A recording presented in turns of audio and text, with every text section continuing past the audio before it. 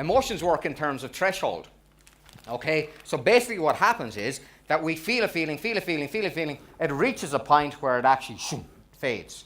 Okay, that's what happens. We operate in a tension release system. Basically, human beings operate tension release, tension release, tension release, tension release. That's how human beings operate all of the time. It's pretty much, yeah? Obviously there's exceptions to everything, but pretty much everything we do does that. That's what it does. Now, pretty much what most people try and do is to go to the positive frame. Being positive is a great direction to have, okay? But being positive with not accepting the fact that tension is what creates change is actually stupidity. Simple as.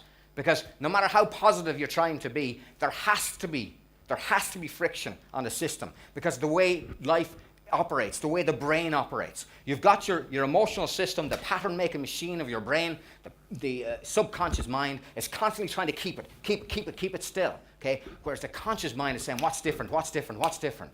Basically, it's always looking for change. It needs that to be able to evolve. As soon as it gets a change, you know what it does? It looks for a pattern. As soon as it gets a pattern, you know what it does? Back in there so it gets free for more change, yeah? And that very nature is conflictual. By its very nature, it's tension release. It has to be, because the pull towards the brain is towards what's the same. That's the survival primitive mind, the emotional mind, the imagination mind, the desire mind, the habit-forming mind. It needs to be able to survive. It needs to be able to hold in.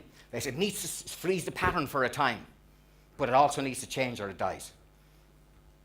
Yeah, there's no such thing as standing still. Okay, you're either going backwards or forwards. Yeah? So that when we try to lock something in, yeah, and you said, this is how it is, it's already gone, it's broken. You know, what they would call that is dead matter. You've got to be prepared to continue to change. That's the constant. Okay, and the change by its nature needs tension release.